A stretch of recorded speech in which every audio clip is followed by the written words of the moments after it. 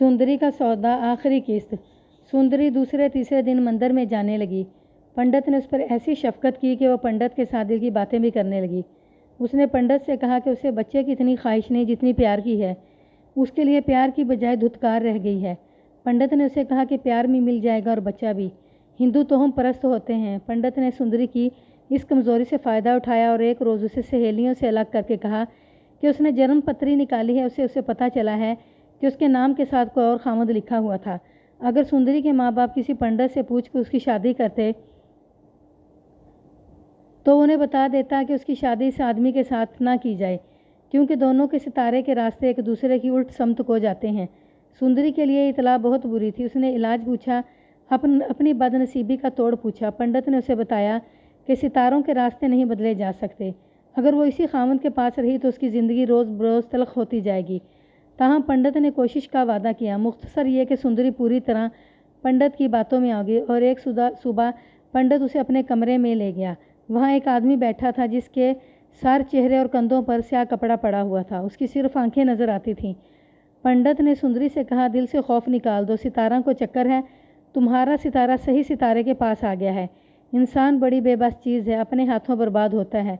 मैंने सितारे मिला दिए हैं। दिल को मजबूत करो, डरो मत। देवी ने जो मुझे दिखाया है वो मैंने तेरे आगे कर दिया है। इस दौरान नकाबपोश ने नकाब उतार दिया था और वो मुस्कुरा रहा था। वो ऐसा चेहरा था जो सुंदरी को बहुत अच्छा लगा। पंडित कमरे से निकल गया। सुंदरी डर सी गई। नकाबपोश ने उसे कहा कि मुझसे डरो नहीं, जाना चाहती हो तो चली जाओ, मुझे कहोगी चले जाओ तो मैं चला जाऊँगा। मुझे तुम्हारे जिस्म के साथ कोई दिलचस्पी नहीं, दिल में तुम्हारा प्यार लेकर आया हूँ। तुम कांटों में पड़ी होती हो, कहो तो उठाकर फूलों की सेज पर रख दूँ, नहीं तो मैं भी कांटों में पड़ा रहूँगा। सुंदरी ने मुझे बताया कि वो किसी के मुंह से प्यार के 2 बोल सुनने को तरस गई थी। पंडित की बातों का भी असर था। उसे इस आदमी की बातें इतनी अच्छी लगीं कि वो उसे अच्छा लगने लगा। उसने बुरी नीयत का इजहार ना किया। सुंदरी ने उससे पूछा कि वो क्या चाहता है। नकाबपोश ने कहा कि वो मोहब्बत का प्यासा है, उसे जिस्म नहीं रूह चाहिए और इस रूह में प्यार हो। सुंदरी ने उससे कहा कि वो अपने जिस्म से तंग आ चुकी है और इसे अपने खामद के जिस्म से नफरत हो गई है। नकाबपोश का जादू चल गया। उसने कहा कि वो ज़्यादा देर नहीं रुक सकता, फिर कभी आएगा और वो जब आएगा तो पंडित सुंदरी को बता देगा। वो जब चला गया तो सुंदरी को यूँ अफसोस हुआ जैसे उसे बच्चा मिल गया था और वो मर गया है। उसने अपनी सहेलियों से जिक्र ना किया। उसके बाद ये नकाबपोश तीसरे चौथे रोज़ उसे मिलता रहा। वो नदी से जल्दी फारग होकर मंदिर में चली जाती। नकाबपोश उसके साथ प्यार की तरसी हुई बातें करता। सुंदरी ने उसे अपने खामद की बातें बता दी। नकाबपोश ने उसके साथ अभी तक कोई बेहुदा बात नहीं की थी। सुंदरी उसे सच्चे प्यार का प्यासा समझती थी। एक रोज़ सुंदरी उसकी गोद में गिर पड़ी जैसे उसे खामद के जुल्म तशद्दुद और वहशीपन से पनाह मिल गई हो। जालिम और खोखले जिस्मों वाले खामदों की बीवियाँ ऐसी ही पनाहें ढूंढती रहती हैं। बाज़ हिम्मत करके पनाह ढूंढ लेती हैं और बाज़ 4 दीवारी के कैद खाने में बंद कुड़ती रहती हैं। सुंदरी नौउम्र लड़की थी, मजलूम और मजबूर थी, तरसी हुई थी। उसने नकाबपोश की गोद में गिरकर अपना आप उसके हवाले कर दिया और इसे मुलाकात की यादगार ये 3-4 माह का बच्चा था जो मेरे दफ्तर में गहरी नींद सोया हुआ था। मैंने कागजात में से निकाल कर गोपे डकैत का फ़ोटो सुंदरी के आगे रख दिया और पूछा, यही है तुम्हारे बच्चे का बाप? उसने फटी फटी नज़रों से गोपे की तस्वीर देखी, फिर हैरत से खुली आंखें मेरे चेहरे पर गाड़ दी। उसकी आंखों से आंसू बहने लगे। उसका सर झुक गया। कुछ देर बाद उसने सर उठाया और भीख मांगने के लहजे में बोली, ये तस्वीर आप क्या करेंगे? मुझे दे दें। उसने मुझे बता दिया था कि मेरी तस्वीर थाने में मौजूद है। उसने ये भी कहा था कि पुलिस की राइफलें और पिस्तौल मुझे ढूंढ रहे हैं। मुझे मरना है, पुलिस की गोली से या फांसी के तख्ते पर। उसने ये भी कहा था कि मैं मर गया तो तुम्हें मेरी लाश नहीं मिलेगी। किसी थानेदार के पास चली जाना और मेरी तस्वीर की भीख मांगना। कोई थानेदार दिल वाला हुआ तो तुम्हें तस्वीर दे देगा। मैं तुम्हें तस्वीर दे दूंगा। मैंने झूठा वादा किया। मैं उसे ये तस्वीर नहीं दे सकता था। ये सरकार की रिकॉर्ड की तस्वीर थी। ये लड़की अब क्या ख्वाब देख रही थी? उसकी किस्मत और मुस्तकबिल पर स्याह काली मोहर लग चुकी थी। उसने चोरी का इर्तिकाब किया था, उसे जेल में जाना था। इसके बाद उसका ठिकाना किसी असमत फरोश का कोई कोठा था या कोई आश्रम। सुंदरी बहुत देर तक तस्वीर को देखती रही। फिर उसने बताया कि अपने खामद से उसे इतनी ज़्यादा नफरत होगी कि उसकी सूरत देखकर मतली आने लगती थी। सुंदरी ने उसे जब बताया कि उसे कुछ होने वाला है तो और वो ज़्यादा शेर हो गया। होने वाले बच्चे को वो अपना बच्चा समझता था। उससे सुंदरी इससे ज़्यादा और मुतनफ़र होगी। खामद ने खुशी का इजहार करने की बजाय सुंदरी पर डांट टपट की और ज़्यादा कर दी। एक सुबह गोपा मंदिर में आया था। सुंदरी उससे रोज़ बहुत परेशान थी। उसे अभी तक मालूम नहीं था कि गोपा डाकू और मफरूर कातिल है। उसने सुंदरी को अपना नाम कुछ और बताया था। उस सुबह सुंदरी ने उसे کہا کہ اب وہ اس خامد کے ساتھ نہیں رہ سکتی، وہ اسے اپنے ساتھ لے جائے۔ اس نے گوپے سے کہا، تم اب میرے ہونے والے بچے کے باپ بن چکے ہو، میں خامد کو مزید دھوکے میں نہیں رکھنا چاہتی، اس کی مار پٹائی بھی برداشت نہیں کر سکتی، اور اب تو اس کے جسم سے بھی مجھے بدبو محسوس ہوتی ہے۔ گوپے نے پہلی بار اسے بتایا کہ وہ مفرور قاتل اور پیشہ ور ڈاکو ہے، اور پولیس اسے ڈھونڈ رہی ہے اور وہ موت کے سائے میں جی رہا ہے۔ میں یہاں نقاب اوڑھ کر آتا ہوں، گوپے نے اسے کہا، گھوڑی ایک جگہ چھپا آتا ہوں۔ اس مندر میں ایک دور دراز سستانے رک گیا تھا۔ پنڈت سے گپ شپ ہوتی تو پتہ چلا کہ یہ مذہب کا شیدائی نہیں، شرکاری اور نوسر باز ہے، اس کے ساتھ میری دوستی ہوگی۔ میں نے اسے بتا دیا کہ میں کون ہوں، اسے میں نے کچھ رقم دی اور یہ بھی کہا کہ یہ میرے مندر میں چھپنے کے لیے اور مال چھپانے کے لیے نہایت اچھا ہے۔ اگر پنڈت نے مجھے دھوکہ دیا تو وہ زندہ نہیں رہے گا، یوں سمجھ لو کہ پنڈت میرا ساتھی بن گیا ہے۔ اگر میں شریف آدمی ہوتا تو تمہیں خود کہتا کہ اس خامد کو پھینکو مرگھٹ میں اور چلو میرے ساتھ، لیکن سندری میں تمہیں ایک قاتل اور ڈاکو کی بیوی نہیں بننے دوں گا۔ میرے لیے عورتوں کی اور تم جیسی جوان اور خوبصورت لڑکیوں کی کمی نہیں، مجھے روپے پیسے کا بھی لالچ نہیں، مجھے سچے پیار کی ضرورت ہے۔ میں نے پہلے روز تمہیں دیکھا تو تمہیں ایک خوبصورت شکار سمجھا، لیکن تم سے باتیں ہوئیں تو میرے دل نے کہا کہ یہ لڑکی جسم نہیں روح ہے جسے تم ڈھونڈ رہے ہو۔ میں جسموں سے کھیلتا رہا، سندری میری روح پیاسی رہی ہے، تم نے یہ پیاس بجھا دی اور میں نے محسوس کیا کہ میں تو بہت کمزور آدمی ہوں۔ تم سے پہلے مجھے عورتیں ملتی رہیں، تمہارے وجود میں مجھے پیار ملا ہے، میں تمہیں اپنے ساتھ نہیں لے کے جاؤں گا۔ میں قاتل ہوں، ڈاکو اور رہزن ہوں، میں تمہیں ذلیل و خوار کرنے کے لیے اپنے ساتھ نہیں لے جاؤں گا۔ سندری نے مجھے سنایا کہ اس کے منہ سے یہ اعتراف سن کر کہ وہ ڈاکو اور قاتل ہے، سندری پر کچھ اثر نہ ہوا۔ میں تو ایسے محسوس کرتی تھی جیسے اس کے جسم کا حصہ بن گئی ہوں جو کاٹا نہیں جا سکتا۔ مجھے سندری کے الفاظ آج تک یاد ہیں، وہ اس کے پیچھے پڑی رہی کہ وہ اسے ساتھ لے چلے۔ سندری نے اپنی سہیلیوں کو نہ بتایا کہ وہ پنڈت کے کمرے میں کسی اور آدمی سے ملتی ہے۔ اس نے مجھے بتایا کہ گوپے نے پنڈت سے کہا تھا کہ اس لڑکی پر ہاتھ رکھنے کی کبھی جرت نہ کرے۔ ایک بار گوپے نے سندری کو بتایا کہ وہ ڈاکو باپ کا بیٹا نہیں، وہ ناپیدائشی ڈاکو ہے، وہ ایک غریب کا باپ کا بیٹا تھا۔ اس کی عمر اس وقت 16-17 سال تھی، اس سے 2 سال چھوٹی ایک بہن تھی۔ وہ بھوپال میں ایک جنگل میں رہتے تھے، اس کا باپ جنگل کے ایک ٹھیکیدار کا ملازم تھا، اس کی ماں بھی جنگل میں عورتوں کے ساتھ کام کرتی تھی، وہ خود بھی باپ کے ساتھ روزمرہ اجرت پر کام کرنے لگا۔ اس کی بہن جس کی عمر 14-15 سال تھی، خوبصورت لڑکی تھی، جنگل کے ٹھیکیدار نے اسے اپنے ہاں بلایا، وہ واپس آئی تو رو رہی تھی، ٹھیکیدار نے اسے بے آبرو کیا تھا۔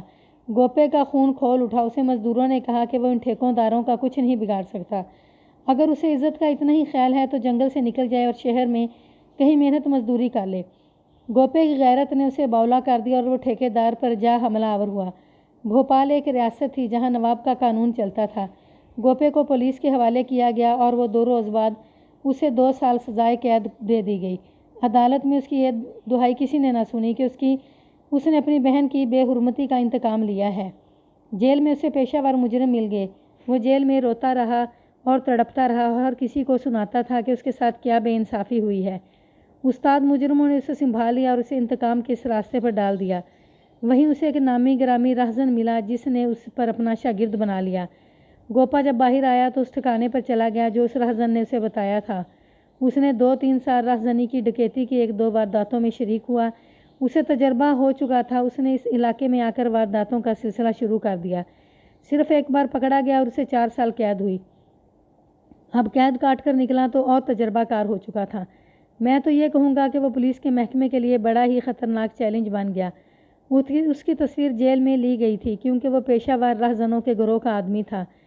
پھر یہ تصویر تمام تھانوں میں بھیج دی گئی تھی۔ گوپے نے سندری کو بتایا کہ اس نے اپنی ماں اور بہن کو پھر کبھی نہیں دیکھا، ادھر کبھی گیا ہی نہیں، لیکن ان کی محبت نے اسے دیوانہ بنائے رکھا اور وہ اس محبت کے لیے ترستا رہا۔ اس نے دیہات کے لوگوں کی بہت خدمت کی، کتنی غریبوں کی بیٹیوں کی شادیاں کرائیں، کئی گھروں کے تنازع اور خاندانوں کی خونی دشمنیاں ختم کیں۔ اس نے جنگل کے ٹھیکوں داروں، سود خور ساہوکاروں، مزاروں کے بادشاہوں جیسے جاگیرداروں کو خوب لوٹا۔ اس کا اب اپنا گروہ تھا، اس نے ایک سے ایک خوبصورت داشتہ رکھی، لیکن اس نے سندری کو بتایا کہ اسے وہ پیار کسی سے نہ ملا جس میں ماں اور بہن کا اور وفاشوار بیوی کا خلوص ہوتا ہے۔ یہ پیار اسے سندری سے ملا اور سندری کو پیار اس ڈاکو سے ملا۔ یہ گوپے کے پرخلوص پیار کا ثبوت تھا کہ وہ سندری کو اپنے ساتھ نہیں لے جا رہا تھا۔ اسے کہتا تھا کہ میرے ساتھ جاؤ گی تو لوگ تمہیں میری داشتہ کہیں گے، اور میں تمہارے ساتھ شادی اس لیے نہیں کرتا کہ میرا کوئی ٹھکانہ نہیں۔ میں نے اپنے پیشے سے توبہ بھی کر لی، تو بھی آزاد زندگی بسر نہیں کر سکوں گا کیونکہ میں مفرور قاتل اور ڈکیت ہوں۔ سندری کے لیے بڑی تکلیف دہ صورتحال پیدا ہوگی۔ خامند کو اب وہ قبول کرنے کے لیے تیار نہیں تھی۔ گوپا اسے کبھی تیسرے چوتھے روز اور کبھی 15-20 روز بعد ملنے آتا تھا۔ ان کی ملاقات آدھے گھنٹے سے زیادہ نہیں ہوتی تھی کیونکہ سندری کو سورج نکلنے سے بہت پہلے گھر پہنچنا ہوتا تھا اور گوپا بھی مفرور اور مطلوب ہونے کی وجہ سے وہاں زیادہ دیر رک نہیں سکتا تھا۔ اس میں سے میں نے یہ رائے کام کی کہ گوپا واقعی سندری کو دل و جان سے چاہتا تھا، ورنہ وہ اسے پہلی ہی 1-2 ملاقاتوں میں ساتھ لے جاتا اور وہ اپنے آپ کو بار بار صرف آدھے گھنٹہ کی ملاقات کے لیے خطرے میں نہ ڈالتا۔ سندری نے بچے کو جنم دیا، وہ 40 روز تک مندر میں نہ جا سکی۔ یہ دن پورے کرنے کے بعد ساس کے کہنے پر پرانے مندر میں گئی اور پنڈت کو مٹھائی اور نقد کی صورت میں نذرانہ پیش کیا۔ سندری کے خامد کی گردن اور زیادہ تان گئی کیونکہ وہ بچے کا باپ بن چکا تھا۔ سندری نے کئی بار سوچا کہ اسے بتا دے کہ یہ بچہ اس کا نہیں، لیکن وہ بتا نہ سکی ورنہ وہ اسے قتل کر دیتا۔ گوپے سے ملاقات ہوئی تو اس نے کہا کہ وہ بچہ دیکھنا چاہتا ہے۔ اگلی ملاقات کا دن مقرر ہوا۔ سندری ساس کی اجازت سے بچے کو پرانے مندر میں لے گئی۔ گوپے نے اپنا بچہ دیکھا تو اسے اٹھا لیا۔ سندری نے بتایا کہ وہ بچے کو دیوانہ وار چومتے ہوئے اس کے آنسو نکل آئے۔ وہ بچے کو اپنے آپ سے جدا نہیں کر رہا تھا لیکن مجبوری تھی۔ اس نے جاتے ہوئے سندری کو کہا کہ اب وہ ہر ملاقات پر بچے کو ساتھ لایا کرے۔ اگلی ملاقات کا دن مقرر ہوا۔ اب گوپے کی جذباتی حالت اور زیادہ بری تھی۔ بچے نے اسے جذباتی بنا دیا تھا۔ ایک روز گوپے نے سندری سے بے تاب ہو کر کہا کہ وہ بچہ اسے دے دے یا اس کے ساتھ چلے۔ وہ اب بچے کے بغیر نہیں رہ سکتا۔ یہ تو نہیں ہو سکتا تھا کہ سندری اپنا بچہ اس کے حوالے کر دیتی۔ وہ اس کے ساتھ جانے کے لیے تیار ہوگی۔ گوپا نے اسے رات کا وقت بتایا۔ پنڈت ان کے ساتھ پوری وفاداری کرتا رہا۔ 1.5 سال سے زیادہ عرصے تک اس نے اپنے ساتھیوں کو یہ بھی پتہ نہ چلنے دیا کہ یہاں ایک نامی گرامی ڈاکو آتا ہے جسے پکڑوا دیا جائے تو انعام ملے گا۔ اب گوپے نے اسے بتایا کہ وہ فلاں رات سندری کو لے جانے آئے گا۔ پنڈت نے سندری کو بتایا کہ وہ کس راستے سے مندر میں آئے۔ یہ محض اتفاق تھا کہ جس رات سندری کو گھر سے نکلنا تھا اس رات اس کا خاوند گھر سے غیر حاضر تھا۔ سندری نے اپنی چارپائی صحن میں بچھائی۔ آدھی رات کو جب سب گہری نیند سوئے ہوئے تھے، سندری اٹھے۔ اسے معلوم تھا کہ ٹرنکوں کی چابیاں کہاں پڑی ہیں۔ اس نے چابیاں اٹھائیں، ایک ٹرنک سے اپنا اور اپنی ساس کا زیور سمیٹا، دوسرے ٹرنک سے 2000 روپے کی تھیلی اٹھائی، باہر آ کر بچے کو اٹھایا اور نکل گئی۔ گوپا مندر میں آ چکا تھا۔ سندری نے اسے رقم کی تھیلی اور زیور کی پوٹلی دی تو اس نے غصے سے کہا، یہ تمہیں کس نے کہا تھا کہ ساتھ لانا؟ مجھے تمہاری اور تمہارے بچے کی ضرورت تھی۔ سندری نے کہا کہ میں کسی اور طریقے سے اپنے خاوند سے انتقام نہیں لے سکتی تھی۔ میں یہ مال انتقاماً لائی ہوں۔ گوپے نے کہا کہ انتقام لینا تھا تو یہ میرا کام تھا۔ میں اپنے طریقے سے جاتا، تمہارے سسرال میں ایک سوئی بھی چھوڑ کر نہ آتا۔ تم کہتی تو تمہارے خاوند کو قتل بھی کر آتا۔ گوپے نے روپوں کی تھیلی پنڈت کو دے دی اور اسے کہا کہ یہ اس کا حق ہے۔ سندری نے زیور میں سے 2 کڑے جو اس کی ساس کے تھے اور ایک انگوٹھی پنڈت کو دے دی۔ کہنے لگی، یہ اس کی طرف سے نذرانہ ہے۔ دونوں ایک ہی گھوڑے پر سوار ہو کر چلے گئے۔ سندری نے 20-21 میل دور کے ایک گاؤں کا نام بتایا جہاں گوپا اسے لے گیا۔ یہ جنگل اور چٹانوں میں ایک گاؤں تھا جو دوسرے تھانے کی حدود میں تھا۔ وہ ایک مکان میں چلے گئے جو آباد تھا۔ کمرے میں 2 نواری پلنگ تھے۔ گوپا نے سندری کو سو جانے کو کہا اور یہ بھی کہا کہ اس کے ساتھ باقاعدہ شادی کہے گا۔ سندری کو معلوم نہ ہو سکا کہ گوپا کہیں چلا گیا تھا۔ وہ دوسرے کمرے میں سویا ہوا تھا۔ وہ دوسرے دن اس کے کمرے میں آیا۔ سندری نے اس سے پوچھا کہ یہاں اس کے پکڑے جانے کا خطرہ تو نہیں؟ اس نے بتایا کہ اس گاؤں میں اس کے اپنے آدمی رہتے ہیں اور اس کے اس گروہ کا اس گاؤں پر اتنے احسان ہیں کہ کوئی آدمی اسے دھوکہ نہیں دیتا۔ اس کے علاوہ گوپے نے اسے کچھ نہیں بتایا۔ البتہ اسے یہ کہا کہ کوئی عورت اسے پوچھے کہ تم کون ہو تو کہنا کہ گوپا ساتھ لایا ہے۔ سندری یہیں رہنے لگی۔ وہ مکان کے صحن میں بھی جاتی تھی۔ وہاں ایک ادھیڑ عمر عورت تھی جو سندری کی دیکھ بھال کرتی تھی۔ اس کے 3-4 آدمی بھی مکان کے اندر باہر آتے جاتے تھے۔ سندری بہت خوش اور مطمئن تھی۔ گوپا کہیں چلا گیا تھا۔ وہ 3 دن مسلسل غائب رہا۔ اس پر سندری کو اتنا بھروسہ تھا کہ اس نے کسی سے بھی نہ پوچھا کہ گوپا کہاں چلا گیا ہے۔ اس کی خاطر تواضع ہوتی رہی۔ گوپا آ گیا تو سندری نے اسے پوچھا کہ گھر میں جو عورت ہے اس کے علاوہ کوئی اور عورت تو نہیں آئی؟ سندری نے اسے بتایا کہ کوئی عورت نہیں آئی۔ گوپا نے اسے کہا کہ شاید ایک نوجوان عورت کسی وقت آ جائے۔ اس کا نام چھیما ہے۔ وہ بڑے غصے والی عورت ہے۔ اگر وہ آ کر واہی تباہی بکے تو خاموش رہنا۔ سندری نے اسے پوچھا کہ وہ کون ہے اور کیوں آ کر واہی تباہی بکے گی؟ گوپے نے اسے بتایا کہ چھیما اس کے پیچھے اپنے گھر سے نکل آئی تھی۔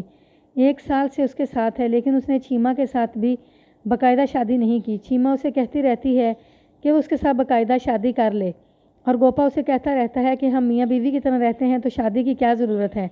سندری کے بیان کے مطابق گوپا سندری کے ساتھ شادی کرنے کا فیصلہ کر چکا تھا۔ اگلی صبح چھیما آ گئی۔ سندری نے بتایا کہ اس کا قد لمبا اور جسم بہت خوبصورت ہے اور شکل و صورت کی بھی اچھی ہے۔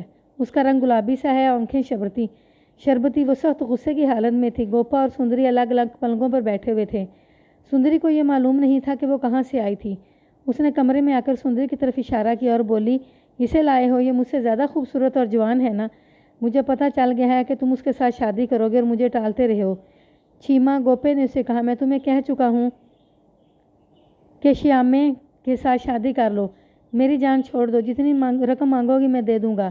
میں تمہارے پیچھے گھر سے نکلی تھی۔ چھیما نے غصے سے کہا، شیامے کے ساتھ اس وقت شادی کروں گی جب تم مر جاؤ گے۔ گوپے کو بھی غصہ آ گیا۔ سندری حیران ہوئی کہ کوئی عورت اس دلیری سے مردوں کی طرح باتیں کر سکتی ہے۔ سندری کو معلوم نہیں تھا کہ ہندوستان میں ڈاکو عورتیں بھی ہیں جنہوں نے مردوں کے گروہ بنا رکھے ہیں۔ گوپا غصے سے بولا تو چھیما اور زیادہ بھڑک اٹھی۔ گوپے نے اسے دھکا دیا تو چھیما گوپے کے سرہانے پر لپکی۔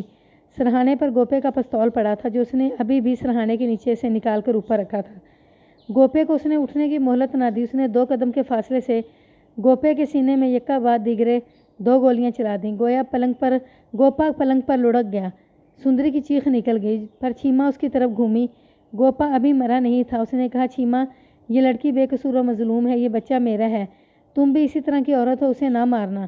چھیما نے پستول پرے پھینک دیا۔ گوپا کا پلنگ اس کے خون سے لال ہو گیا تھا۔ گوپے کی آنکھیں کھلی رہیں اور وہ مر گیا۔ سندری کو غشی آ رہی تھی۔ گولیوں کی آواز پر 3-4 آدمی اور ادھیڑ عمر عورت دوڑی آئی۔ چھیما نے کسی سے کہا، شیامے، میں نے اسے مار دیا ہے، چاہے تو پولیس کو بلا لو۔ تم نے بہت برا کیا چھیما، شیامے نے کہا۔ چلو، جو ہوا اچھا ہوا ہے۔ چھیما نے سندری سے کہا، تم جہاں سے آئی ہو وہیں چلی جاؤ، ورنہ تمہیں بھی گوپے کی آخری بات کا پاس کرتی ہوں، ورنہ تمہیں بھی مار دوں گی۔ بچے کو اٹھاؤ اور ابھی چلی جاؤ۔ سندری نے بچہ اٹھایا اور باہر کو چل پڑی۔ ادھیڑ عمر عورت اس کے پیچھے ہے اور اس کا گاؤں پوچھ کر گاؤں کے باہر تک اس کے ساتھ گئی اور اسے راستہ سمجھا دیا۔ اس نے سندری سے کہا کہ تم درندوں میں کہاں آ گئی تھی؟ شیاما گوپے کو اپنا ساتھی ہے، لیکن دونوں میں دشمنی ہو گئی ہے۔ گوپے کو شیامے نے مروا دیا ہے۔ تم اپنی زبان بند رکھنا، کسی کے ساتھ اس گاؤں کی بات کی تو قتل ہو جاؤ گی۔ سندری تو جیسے ہوش میں نہیں تھی۔ وہ جاتی کہاں؟ اپنے گھر جانے سے ڈرتی تھی اور کوئی ٹھکانہ نہیں تھا۔ دل اور دماغ پر خوف اور ہول سوار تھا۔ اس نے کسی کو قتل ہوتے کبھی نہیں دیکھا تھا۔ وہ جیسے بے ہوشی میں چلتی رہی ہو، شاید راستے سے بھٹک گئی تھی۔ سورج غروب ہو گیا۔ وہ چلتی رہی، رکتی رہی، روتی رہی اور اندھیرے میں مندر تک پہنچ گئی۔ اسے پنڈت کا خیال آیا، وہی اسے پناہ دے سکتا تھا۔ وہ پچھلے دروازے سے مندر میں داخل ہوئی اور پنڈت کے کمرے تک گئی۔ وہاں اندھیرا تھا۔ وہ رونے لگی اور اس کی آواز بلند ہوتی گئی۔ پھر بچہ رونے لگا۔ اس نے بچے کو دودھ پلایا اور صحن میں نکل آئی۔ اس وقت جو 2 کانسٹیبل اندر تھے وہ اسے بدرو سمجھ کر باہر بھاگ گئے تھے۔ سندری کو معلوم نہیں تھا کہ مندر میں پولیس ہوگی۔ اس نے پنڈت کو پکارا مگر وہاں خاموشی تھی۔ وہ حوض کے کنارے بیٹھ گئی اور میں وہاں جا پہنچا۔ میں نے اسی وقت اپنے ساتھ والے تھانے کو فون کیا اور وہاں کے SHO سے کہا کہ فلاں گاؤں میں چھاپا مارے۔ میں نے سندری کو ساتھ لیا اور لاری سے اس تھانے میں پہنچا۔ یہ ایک الگ کہانی ہے کہ ہم کس قدر تیزی سے اس گاؤں پہنچے جہاں گزشتہ روز گوپا ڈکیت قتل ہوا تھا۔ گوپے کی لاش اسی مکان کے صحن میں دبا دی گئی تھی۔ وہ برآمد کرائی۔ چھیما اور شیامے اور ان کے 3 ساتھیوں کو گرفتار کیا۔ جو زیور سندری وہاں چھوڑ آئی تھی وہ بھی برآمد ہو گیا۔ دوسرے تھانے کا کیس تھا۔ میرا کیس سندری تک محدود تھا۔ پنڈت کا کبھی بھی سراغ نہ مل سکا۔ اس کے 3 ساتھیوں کو دھوکہ دہی اور نوسر بازی میں 6 ماہ اور سندری کو چوری میں 9 ماہ سزائے قید ہوئی۔ میں نے اسے کہا تھا کہ اس نے جو کہانی مجھے سنائی ہے وہ ساری کی ساری عدالت میں سنائے۔ اس نے ایسا ہی کیا۔ مجسٹریٹ ہندو تھا۔ اس کے بیان سے متاثر ہو کر اس نے سندری کو تھوڑی سزا دی، لیکن اس کی سزا تو جیل سے نکل کر شروع ہونی تھی۔